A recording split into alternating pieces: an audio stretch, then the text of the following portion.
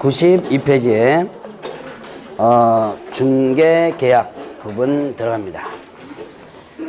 자, 이제 오늘 마지막 시간이 중개계약 제도와 부동산 거래 정보망까지가 오늘 진도 나갈 부분이에요. 자, 중개계약. 자,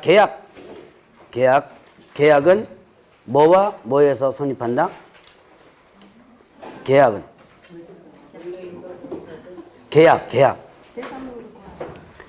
아, 이건 민법. 계약은 청약과 승낙. 갑자기 왜 중개사법만 자꾸. 자, 일단 기본적인 계약은 어디에요? 청약과 승낙에 성립한다. 자, 기초 강의 때 제가 했던 것이 있는데요. 다시 한번 합니다. 자, 일단 A하고 그 다음에 B가 있고 개업공개사 갑이 있다. 자, 보죠. 이때 A는 뭐가 있고 매도인이고요. 그 다음 얘는 매수인이에요. 자, 그러면 이제 A는 갑에게 이 아파트를 하나 팔아달라고 부탁하는 거죠. 팔아줘. 부탁합니다. 그러면 이때 갑이 입장에서 보면 얘는 나한테 부탁하는 거죠. 부탁하는 걸 다른 말로 얘기하면 청약이라고도 하고요. 조금 이제 그걸 달리 좀 약간 한다면 뭐라면 의뢰라고 그래요. 그래서 얘는 뭐를요? 매도를 많은 사람, 의뢰한 사람입니다. 매도 의뢰인 이렇게 표현합니다. 자, 그러면 얘는요. 사달라고 나한테 부탁하는 거죠. 이건 뭐가 된다? 매수를 의뢰하는 거죠. 이거는 매수를 의뢰한다. 의뢰인 이렇게 표현해요. 그래서 매도 의뢰인, 매수 의뢰인 자, 나한테 이제 팔아달라, 사달라 부탁하는 거죠. 자, 그럼 이제 여기에서 달리 이제 다시 표현하겠습니다. 얘가 아파트 팔아줘. 이거는 다른 말로 얘기하면 A는 갑에게 내가 아파트 팔 거니까 살 사람 뭐예요? 소개시켜 줘라고 하는 거죠. 그럼 살 사람 소개시켜 줘. 이거는 뭐 된다? 소개시켜 줘. 요게 청약이에요. 자, 청약은 당사자 일반이 뭐다? 의사 표시죠. 살 사람 소개시켜 줘 그런 거예요. 그럼 얘가 어떻게 돼요? 그러면 사람 있으면 소개시켜 줄게라고 하면서 접수함으로써 뭐가 된다? 승낙이 되는 거죠. 그래서 청약과 승낙에서 계약이 성립되죠. 자, 계약이 성립되는데 어떤 계약이 성립된다? 소개시켜줘, 소개시켜 주겠다는 계약이죠. 그러니까 어떻게 한다? 중개라는 개념이 성립되죠. 그래서 중개계약이 성립되는 거예요. 항상 계약은 청약과 승낙이라는 개념이 있다는 것을 먼저 기억하고, 그러면 또, 자, B도 마찬가지로 어떻게 돼요? 나 이제 아파트 사겠다는 얘기죠. 그러면 나 아파트 살 거니까 팔 사람 소개시켜줘 그런 거죠. 그럼 얘가 접수함으로써 승낙이 되죠. 그럼으로써 뭐다? 이것도 마찬가지로 중개계약이 성립되는 거예요. 자, 그러면 중개계약은 누구와 누구 사이의 계약이다? 의뢰인과 개업공개사. 의뢰인과 개업공개 사이의 계약이죠. 소개시켜줘. 알았다. 소개시켜 주겠다. 계약입니다. 그럼 양쪽 갑은 A와 B로부터 모두 중개계약을 체결했습니다. 그리고 갑이 A와 B를 소개시켜 주죠. 자, 그러면 A는 1억에 팔겠다라고 한 거죠. 1억에 팔겠다 뭐예요? 청약이죠. 그럼 이거 1억에 사겠다 뭐예요? 승낙이죠. 청약과 승낙에서 계약이 성립되는데 이때는 무슨 계약이에요? 와, 유식한 말이 막 나오네. 저는 그 정도 유식하지가 않아가지고. 자, 낙성계약이고 뭐 쌍무계약이죠? 맞아요. 이거는 낙성계약, 쌍무계약이에요. 자, 여기 그냥 요거 종류만 갖다 붙이는 거예요. 팔겠다, 사겠다는 계약이죠? 그럼 뭐가 된다? 예, 이건 매매계약이죠. 그래서 저는 이렇게 별로 유식하지가 않은 것만 합니다. 자, 그러면 이때 보죠. 이거를 임대와 그 다음에 임차로 본다면 어떻게 돼요? 이때는 계약이 임대차 계약이 돼요. 자, 이거는 임대차 계약이 되는 거예요. 자, 그러면 보죠. 이제 청약과 승낙이라는 개념에다가 앞에 종류만 갖다 붙이면 계약의 종류가 성립되는 거예요. 자, 그러면 이제 보죠. 여기에 매매와 임대차, 이거는 소위 말하는 뭐 하는 거예요? 매매했다, 임대차 했다. 이거는 뭐 했다 그래요? 흔히 다른 말로 얘기하면 거래를 했다 그러죠.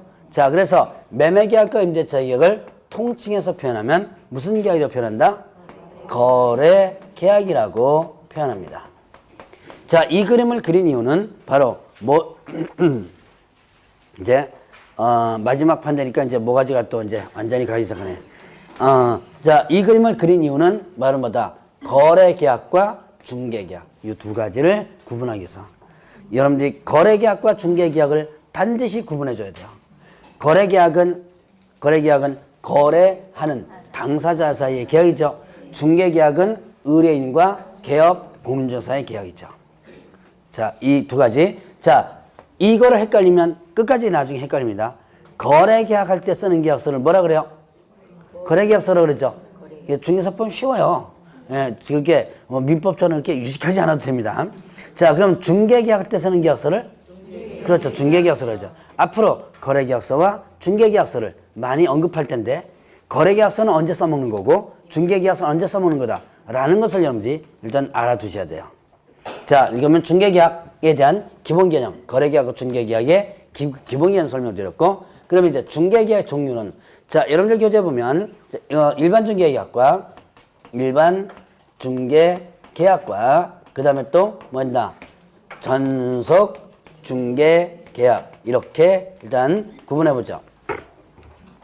자, 일반 중개계약과 전속 중개계약 이 두 가지만 일단 구분하겠습니다.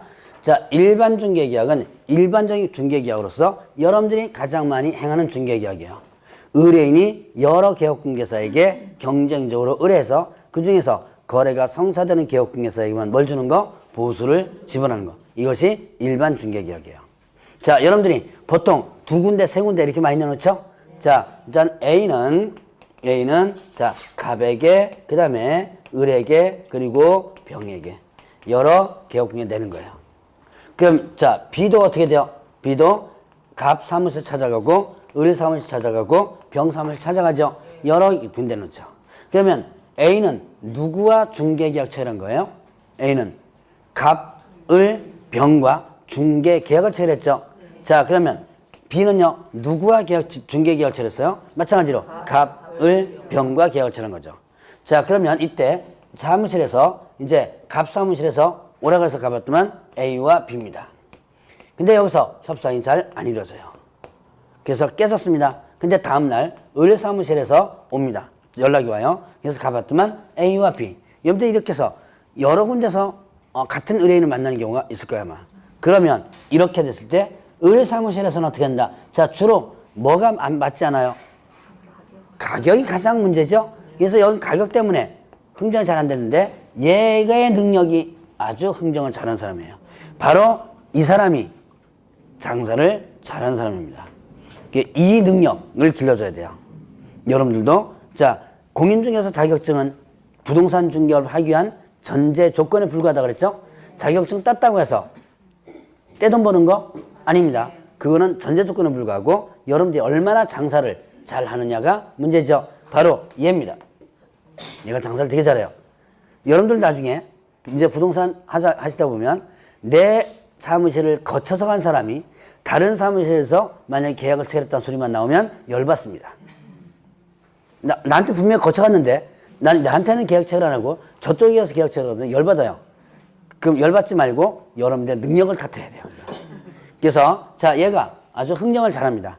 그래서 얘가 흥정을 잘 시켜가지고 A와 B가 을 사무실에서 계약을 체결합니다.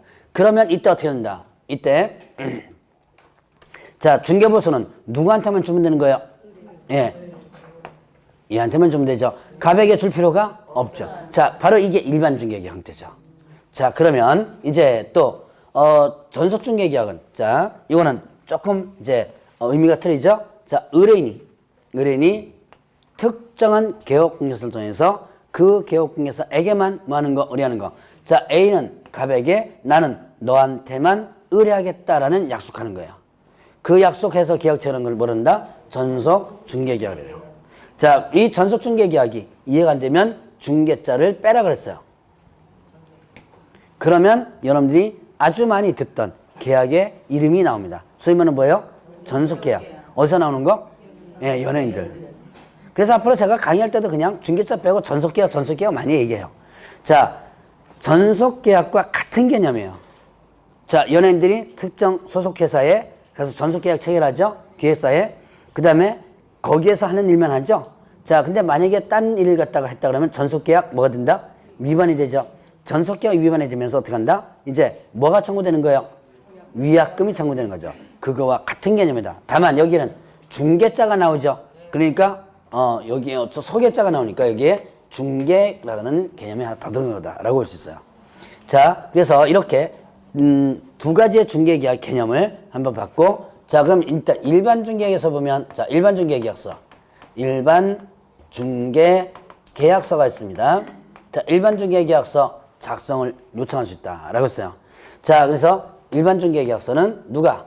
의뢰인이 누구에게? 개업 공인중개사에게 자 작성을 요청할 수 있다 그랬습니다. 자, 그럼 이제 이렇게 일반 중개계약서는 개념 보죠. 자, 중개계약서입니다. 뭐한테 써먹는 계약서예요? 중개계약할 때 써먹는 계약서죠. 여러분들이 중개사무소 가서 중개계약서 써봤어요?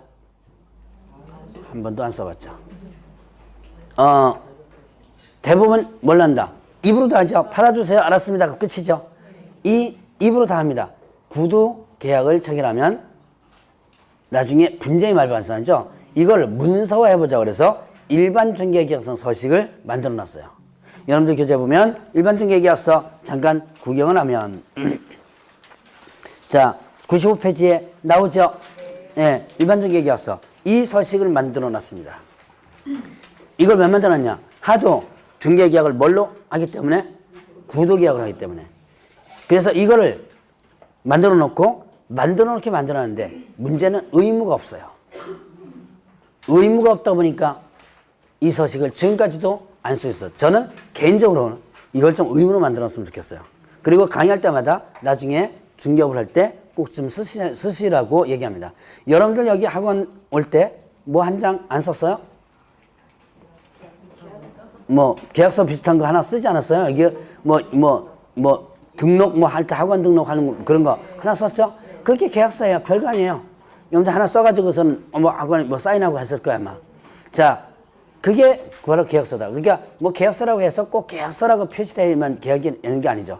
여러분들 학원 올 때는 여기서 돈 얼마 내고 일정한 부분에 강의를 듣겠다는 또 해주겠다라는 계약서를 쓰는 거예요. 그래서 중개계약도 이렇게 좀 문서화 했으면 좋겠는데 아직 많이 정착되고 있지 않은 이유. 일단은 중개보수 때문에 그래요. 그러니까 중개보수를 더 받으려도 그러니까 이런 거 쓰면 더 받을 수가 없죠. 거기다가 초과해서 막 쓸 수는 없잖아요. 더 받으려고 그러니까 이걸 일부러 이제 안 쓰게 되는데 사실은 좀 쓰는 게 좋습니다. 그래서 가능하면 저는 좀 가능하면 하라고 하는데 자, 일단은 여기서 일반 중개계약서는 의무가 있다 없다? 없다. 지금 의무는 없어요. 자, 근데 의뢰인이 개업공개사에게 원다 작성을 요청할 수 있다. 요청받은 개업공개사는 반드시 해야 된다 안 해도 된다? 반드시? 자, 지금 뭐라 했어요? 의무가 있다 그랬어요 없다 그랬어요? 그러면 요청받은 개업공개사 반드시 해야 된다 안 해도 된다? 안 해도 되는 거예요. 요청받았다 하더라도 안 해도 된다. 다만 이때 그 일반 중개계약서에 이제 기재사항이 있습니다. 자, 중개대상물의 위치 및 규모, 그 다음에 자 거래 예정 가격, 거래 정기에 따른 중개 보수, 그 다음에 준수 사항 이렇게 일단은 네 가지를 기재한 일반 중개계약서 작성을 요청할 수 있다 그랬어요. 요게 시험 문제 몇 번 나왔어서 자 위치 및 규모, 거래전 가격, 중개보수, 준수상 네 가지를 기재한 일반 중개계약 작성을 요청할 수 있고 요청받은 개업공개사 의무가 없다. 그리고 지금 현재 일반 중개계약서 법정 서식이 있어요 없어요? 법정 서식 법에서 정한 서식이 있어요? 있죠. 있잖아요. 거기 보니까 어떻게 돼요? 자, 거기 보니까 공인중개사법 신규칙 나오죠? 네. 별지 서식 뭐 이렇게 나오죠? 네. 법정 서식이 있습니다. 다만 이 서식을 쓸 의무가 없을 뿐이죠. 다만 이제 국토교통장관이 이렇게 표준서식정에서 사용을 권장할 수 있다고 나왔어요. 표준서식정에서 사용을 권장할 수 있다고 했으니까 법정 서식을 쓸 의무가 없다라는 부분이죠. 자, 그러면 이제 이 서식 작성법은 나중에 3월 달에 한번 하도록 할 겁니다. 자, 그러면 이제 일반 중개계약에서는 요 정도까지만 여러분들이 정리를 하면 되겠고, 자, 그러면 전속 중개계약 보죠. 자, 전속 중개계약 의미가 뭐라고 했어요? 너한테만 의뢰하겠다 이거죠? 자, 97페이지에 뭐라고 했어요? 97페이지 보니까 의뢰인이 중개대상을 중개를 의뢰할 때 특정 계약 중에서 예, 그 계약 하나여 의뢰하는 계약이다 라고 했습니다. 그래서 다시 한번 쉽게 얘기하면 너한테만 뭐 하겠다? 의뢰하겠다 라는 부분이죠. 그러면 전속중개계약처라면 일단은 개업 공인중개사와 의뢰인 각각 뭐가 된다? 의무가 발생돼요. 자, 그러면 일단은 전속중개계약처라면 일단은 개업중개사, 개업 공인중개사의 의무를 보죠. 이 의무들이 있기 때문에 전속중개계약도 지금 거의 활성화되어 있지 못합니다. 이 도입된 지가 지금 94년도에 도입됐으니까 지금 24년째인가요? 근데 아직도 정착되고 있지 않아요. 근데 왜 그러냐? 서로 각각 의무가 있기 때문에 그래요. 자, 일단 전속중개계약 시 개업의무, 일단 전속중개계약서, 전속중개계약서를 작성해야 되고요. 이거를 3년간 어떻게 한다? 보관을 해줘야 돼요. 자, 전속중개계약서를 작성한다. 그 다음에 또 이거를 3년간 보존한다. 이거를 위반하면요, 업무정지예요. 의무적으로, 자, 일반 중개계약서는 서식 사용할 의무가 없죠. 그런데 전속중개계약을 체결하면 전속중개계약서를 써야 되고요. 이걸 몇 년간 보관? 3년간 보관. 자, 그러면 이제 또 물건 정보를 공개합니다. 며칠에 공개하냐면 7일 이내. 어디다 공개하냐면 정보망 또는 일간신문. 자, 물건 정보를 공개하는데 날짜 기억해놨는데 7일 이내 부동산 거래 정보망이 있어요. 조금 있다가 이거 끝나고 정보망 부분 간단하게 구분할 겁니다. 자, 통신망 중에 하나예요. 누구만 가입할 수 있냐면 개업 공인중개사만이 가입해서 정보를 교환하는 하나의 시스템입니다. 이 정보면 아니면 일간신문이에요.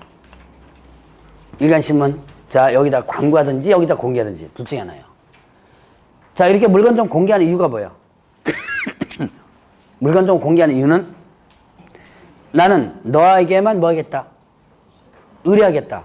약속한 거죠.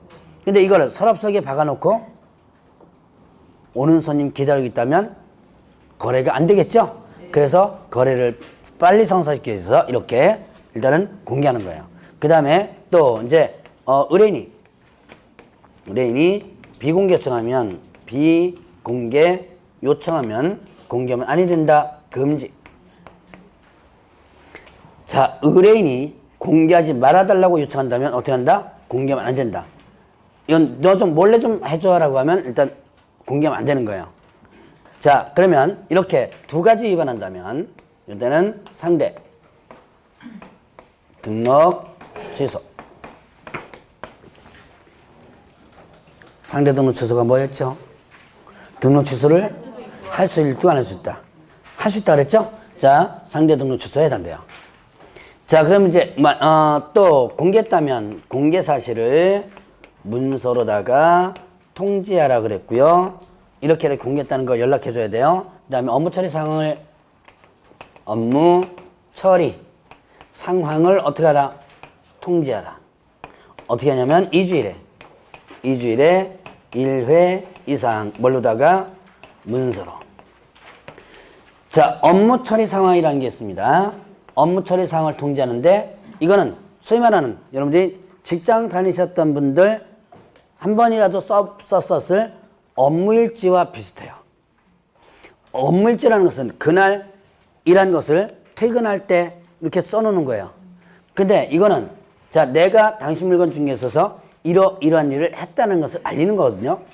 근데 매일매일 하기 그렇죠. 그러니까 얼마 단위로 하는 거예요, 지금? 2주일 단위로 하는 거예요. 2주일 단위로 해가지고 1회 이상 문서로 통지하도록 하고 있습니다. 자, 요게 누구의 의무? 개업 공개서. 귀찮죠? 이런 일 하니까 지금 귀찮아요. 그래서 개업 공개서 잘 안 합니다. 아주 중요한 물건이거나 큰 물건 빼놓고는 잘 안 해요. 자, 그러면 이제 개업, 의뢰인의 의무. 의뢰인의 의무. 그럼 의뢰인은 어떤 의무가 있느냐? 그럼 의뢰인은요, 전속중개계약 유효기간 내입니다. 자, 유효기간 내 의무인데, 유효기간은 특별한 약정이 없다면 3개월이에요. 자, 여러분들 전속중개계약을 체결하면, 마냥 기간을 정해놓지, 오래 이렇게 하면 못하겠죠? 일정한 기간을 정해놓는 거야. 내가 이만큼만 너한테 의뢰하겠다. 이게 기간을 정해놓는 거거든요. 유효기간은 약정이 없다면 3개월이고, 만약 약정이 있다면 4개월, 5개월, 6개월로도 어떻게든 할 수 있는 거예요. 그 유효기간 내, 자, 다른 기업공개사. 개업, 공인중개사한테 어떻게 한다? 의뢰해서 거래가 됐다. 자, 다른 개업공개사한테 의뢰해서 거래가 됐습니다. 그러면 뭐 한 거예요? 약정 위반. 그렇죠. 전속계약 위반이 되는 거죠? 전속계약 위반이 됩니다. 그러니까 어떻게 돼요? 전속계약 위반했으니까 위약금 물어줘야죠. 자, 위약금 물어줘야 되는데 위약금을 정해놨습니다. 중개보수 전액을 위약금을 물어준 거예요. 이건 뭐 전속계약 위반. 나는 너한테만 의뢰하겠다 약속했는데 이거 위반한 거죠. 자, 그 다음에 두 번째는요. 자, 그 유효기간 내 개업 공인중개사가 소개한 의뢰인이 있습니다. 근데 얘가 자, 개업 공인중개사 뭐하고 배제하고 어떻게 한다? 직접 거래했어요. 보죠. 여기에 A하고 B가 있고, 자, 이 갑이 소개를 시켜줍니다. 자, 일반 중개의 형태에서 다시 보겠습니다. 여러분들이 아마 많이, 경험하게 될 앞으로. 여기서 이런 행위를 한번 하셨던 분도 있을 거야, 아마. 갑이 A와 B를 소개시켜줍니다. 그러면 중개사무소에서는 싫다고 해놓고 나가죠. 그러고 나서 자, A가 B를 부르죠. 커피 한잔 마시자고 부릅니다. 어디 가요? 네, 다방에 가죠. 다방에 가가지고 요즘 다방 있어요. 백다방도 있잖아요. 백다방 누가 하는 거예요? 예, 뭐 다방 있어요. 커피숍 해야지 마세요. 고급스럽고. 다방은 천박한 건 아닙니다. 백다방도 있어요. 자, 다방에 가서 그럼 커피만 마시나요? 뭐예요? 얘네들끼리 뭐 한다? 네, 계약을 체결하죠. 앞으로 이런 경험 많이 할 거예요. 자, 그럼 이게 일반 중개 형태입니다. 일반 중개의 형태에서 이거 중개보수 받을 수 있다 없다? 중개보수 받을 수 있습니다. 있어요. 왜 그러냐? 자, 아까 제가 일반 중개 형태에서 다른 개업공개사한테 가서 거래했다면 얘가 AB가 갑이 아닌 다른 개업공개사 사무실에 가서 계약 처리했다면 얘는 받을 수 없죠. 얘는 받을 수 없는 거예요. 그런데 지금 얘네가 뭐 한 거예요, 지금? 자기네들끼리 한 거죠? 자, 이건 받을 수 있어요. 왜냐? A와 B가 만난 게 누구 때문에? 네, 원인 행위가 있죠? 그래서 전액을 받거나 일부 그 중개를 한 대가를 일부 받을 수 있어요. 이건 판례에서 나온 겁니다. 그러면 얘가 이렇게 합니다. 그럼 달라 그러면 줘요? 안 줘요. 그럼 어떻게 받아요? 소송해야겠네요. 네, 일단 머리끄댕이 잡고 달라고 한다 해야죠. 자, 달라 그러면 안 줍니다. 그러면 결국 소송을 하는데 여러분들이 이때 많이 포기해요. 돈 몇 푼 되는 것 같지도 않고 뭐 이렇게 하냐. 그래서 잘 먹고 잘 살아라. 그래서 욕하고 그냥 많은데 여러분들이 나중에 개업공개가 되면 이거 꼭 받아내세요. 뭐 해가지고? 소송해가지고. 왜 그러냐? 얘네들은 여기서만 그러는 게 아니에요. 또 다른 물건 가면 다른 데 가서 또 그래요. 습관 재미 붙이잖아요. 그러니까 매물을 어디서 받아가지고 중개사를 받아가지고 지네들끼리 제거합니다. 의외로 이런 사람들 많아요. 이런 사람들. 그래서 끝까지 받아내야 돼요. 제가 아는 개혁공개사는 이거 50만 원 갖고 소송 제기했어요. 수원지방법원에서 소송 들어갔는데요. 50만 원, 그 사람 50만 원 없어도 살아요.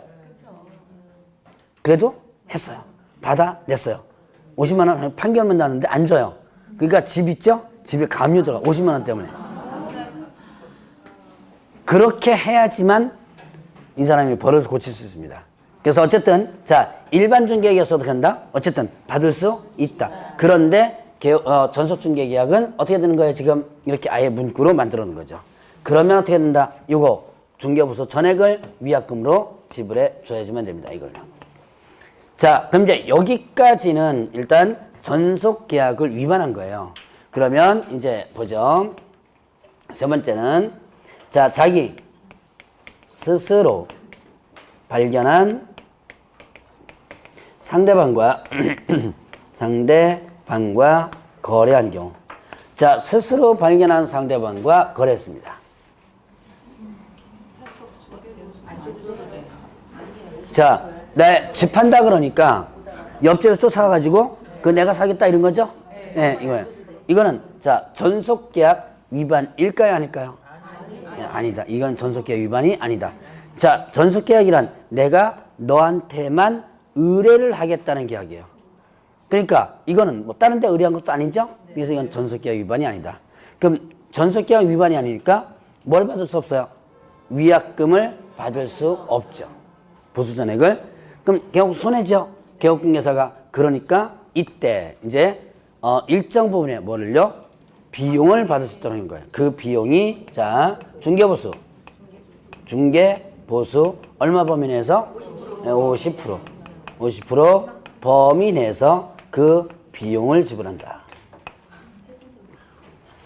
자 보수 50% 범위 내요. 자 일단 옛날에 시험 문제 나온 거 요즘 안 나옵니다. 너무 쉬워서. 자 정상적으로 거래가 되면 중개보수 100만 원을 받기로 했습니다. 그런데 자 스스로 발견한 상대방 거래했습니다. 자 일단은 100만 원 받을 수 없죠. 그러니까 비용을 한번 계산해 본 거예요. 비용 받을 수 있으니까 70만 원 나왔다. 얼마 받을 수 있다? 70만 원 자 70만 원 나왔어요. 비용. 중개보수 그가 받을 중개보수 50% 범위 내에서 비용을 받는 거죠. 이게 비용이 70만 원 나왔습니다. 얼마 받을 수 있다? 이거 제가 시험 문제 좀 내라 그래야 되겠다. 이거 아주 쉬워가지고 요즘 안 나온다 그랬는데. 보수 50%면, 자, 이게 뭐야? 중개보수 정상적으로 받아진 거죠? 여기 얼마? 50% 범위 내에서 받는 거죠? 그럼 총 비용 70만 원 나왔으면 50만 원 받을 수 있는 거죠. 자, 그럼 30만 원 나왔어요. 얼마 받을 수 있는 거예요? 이건 위로 올라가는 건 아니죠? 비용 받는 거죠? 그러니까 30만 원 다 받을 수 있는 거죠. 예전에 한 2번 시험 문제 나왔던 거예요, 이게. 자, 그래서 이제 개업공개사 의무와 그 다음에 의뢰인의 의무 이렇게 구분하면 전속중개계약을 일단 구분을 합니다. 자, 이제 오늘의 마지막 뭐냐면 부동산 거래정보망.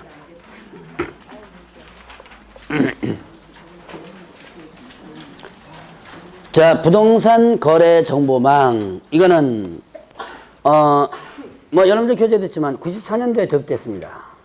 그래서 지금 정보망은 그나마 그래도 조금 활성화되어 있는 건데요.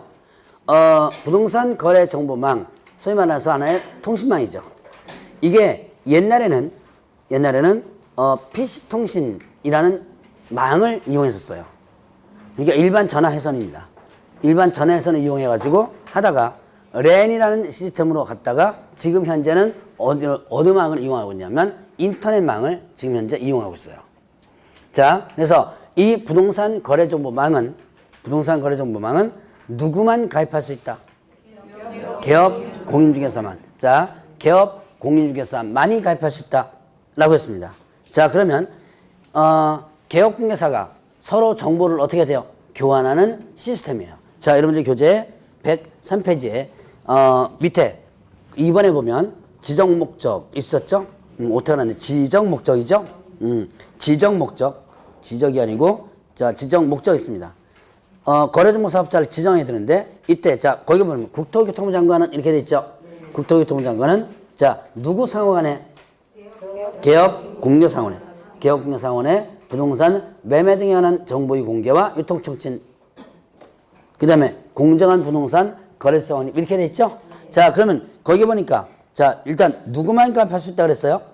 개업 공개사만이 가입할 수 있다. 이게 바로 개업 공개사 상호간이라는 개념에서 나온 거죠.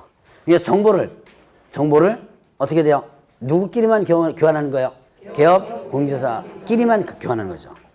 자, 그러면 이제 그 거래정보망을 운영하는 사람을 뭐라 한다?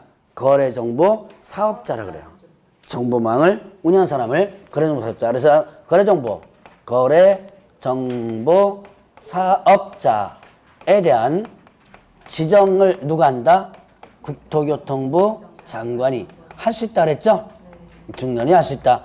자, 그러면 일단 기본 요건이 있습니다. 기본 요건으로서는 뭐냐면 일단 부가통신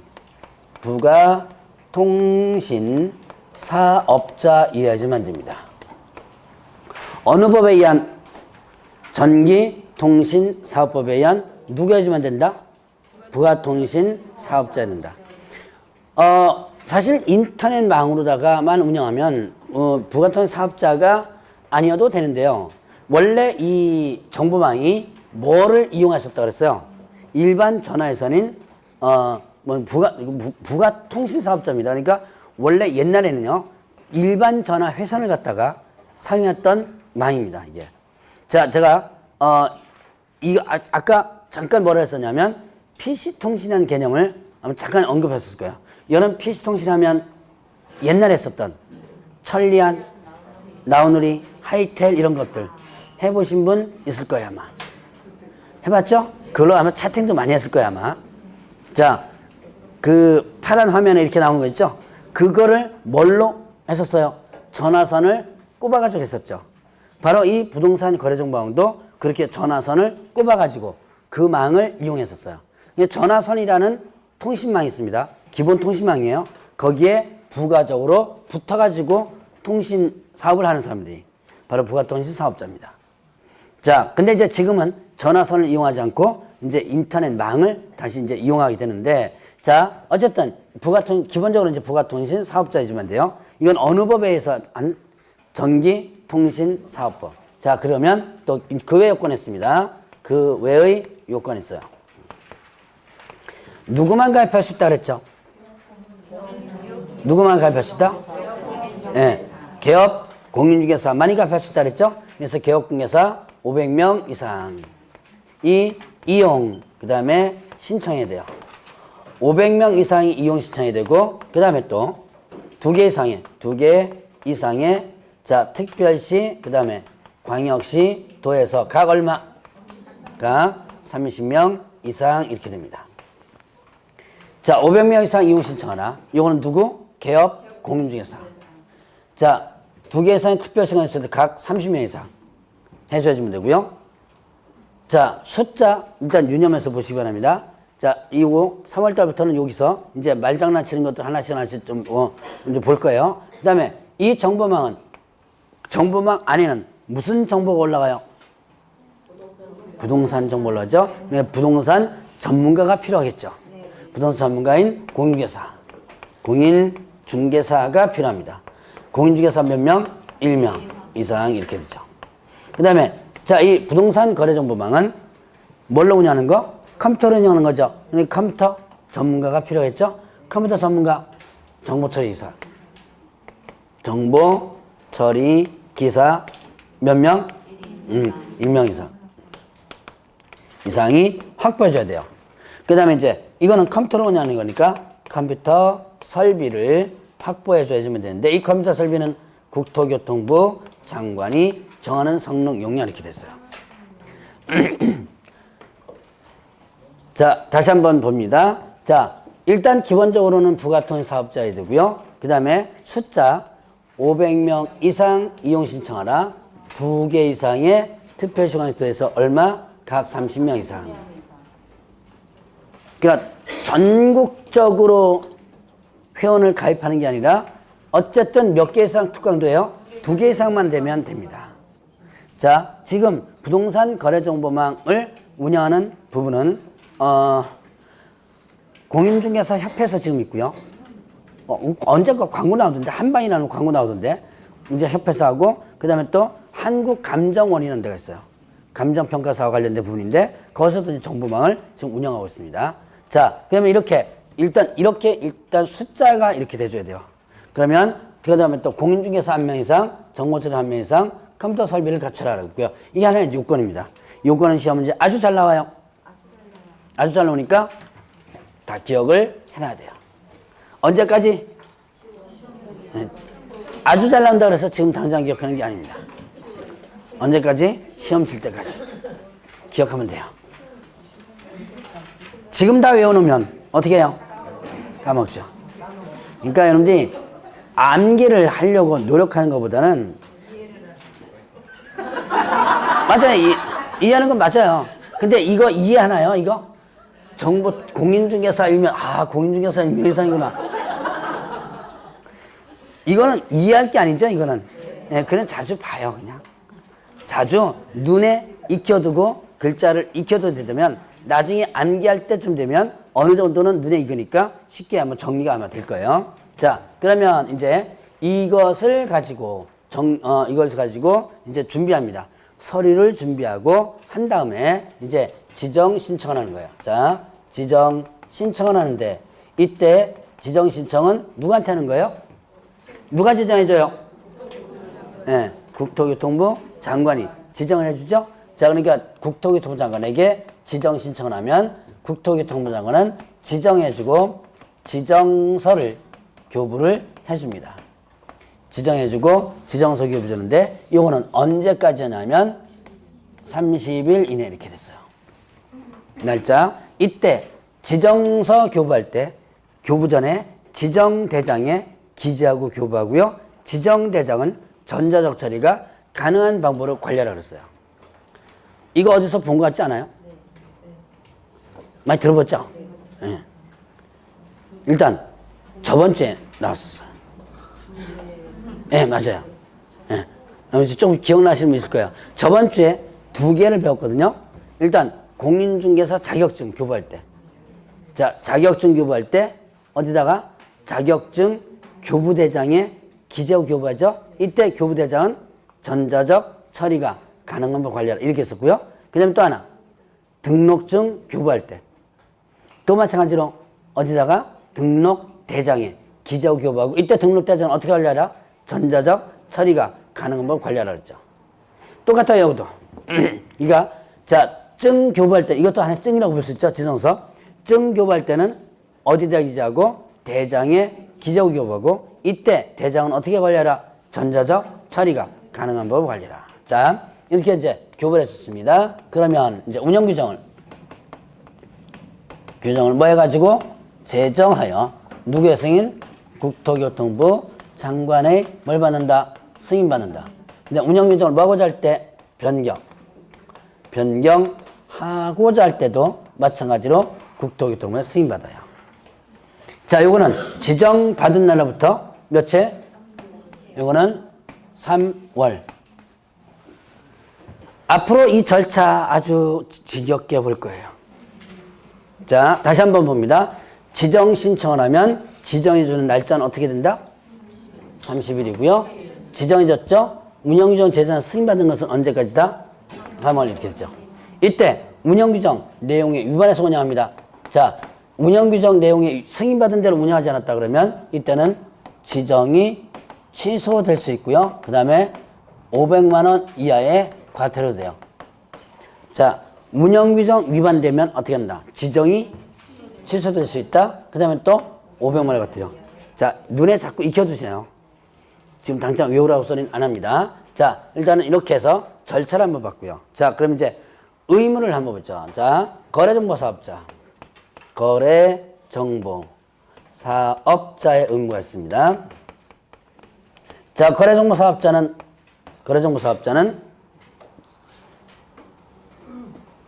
이 정보망을 운영할 때 의무죠? 운영할 때. 자, 운영시 의무입니다. 운영할 때 의무예요. 거래정보사업자는, 자, 일단 3개를 갖다가 한번 해보고 일단 설명드리죠. 거래정보사업자는, 자, 개업공개사, 공인중개사로부터 의뢰받은 정보대서 공개하라. 개업 공인중개사로부터 의뢰받은 정보를 공개하고 그 다음 의뢰받은 내용과 어떻게 한다? 다르게 공개해서는 안 된다. 공개 금지. 그 다음에 차별적으로 공개해서는 안 된다. 차별 공개 금지. 자, 요 세 가지 있습니다. 자, 일단 누구로부터 의뢰받은 정보예요?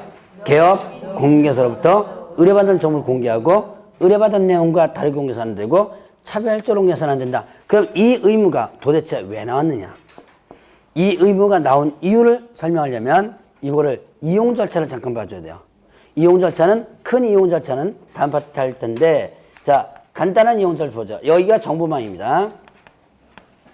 이때 개업공개사 갑이 정보망에 어떻게 돼요? 가입을 했죠.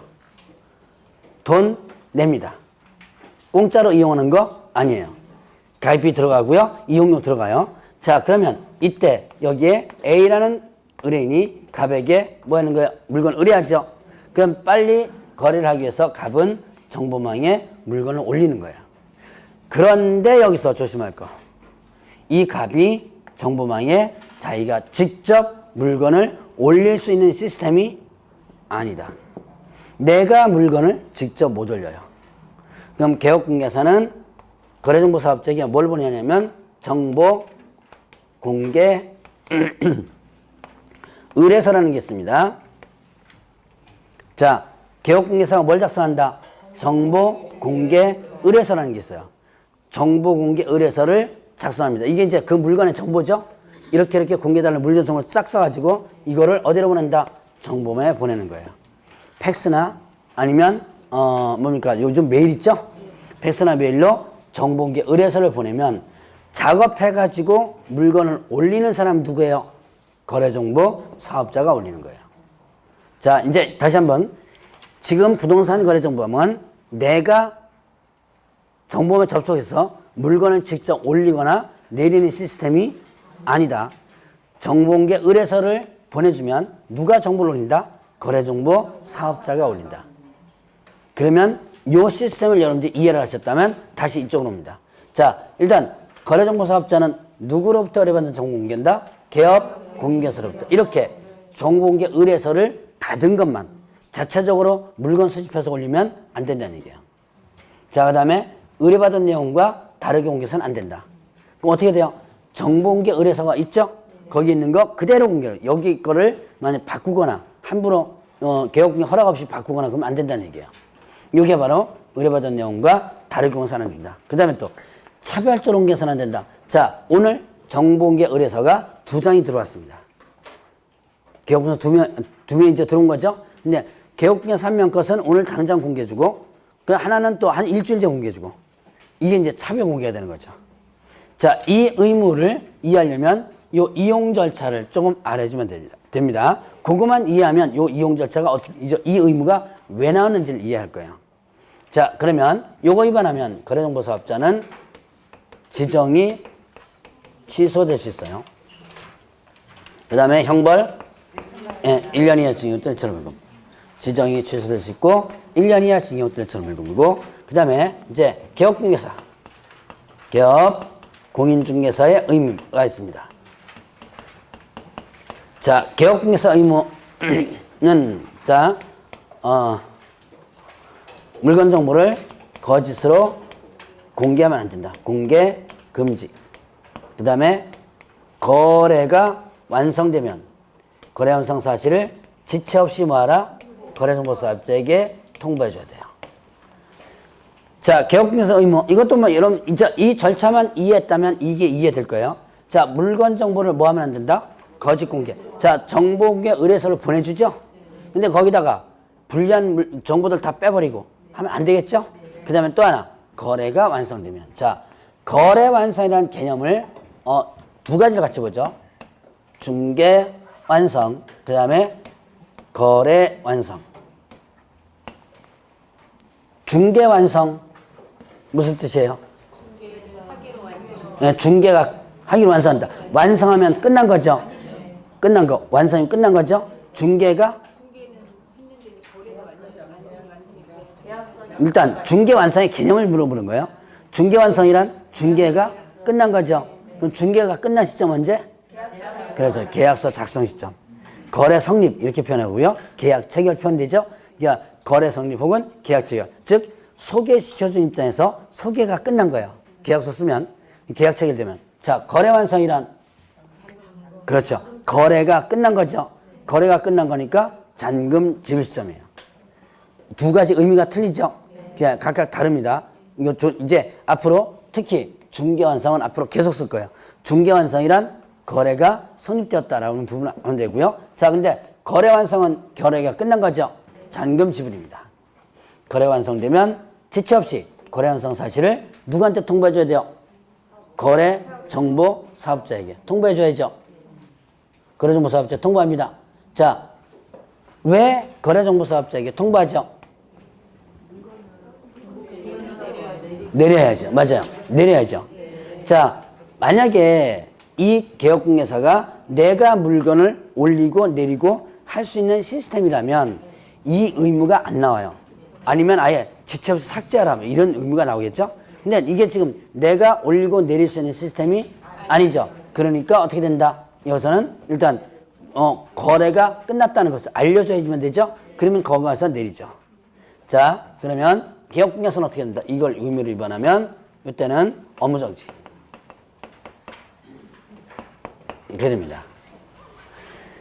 자, 여기까지가 이제 부동산 거래 정보망 부분인데 오늘은 일단 여기까지 하고요.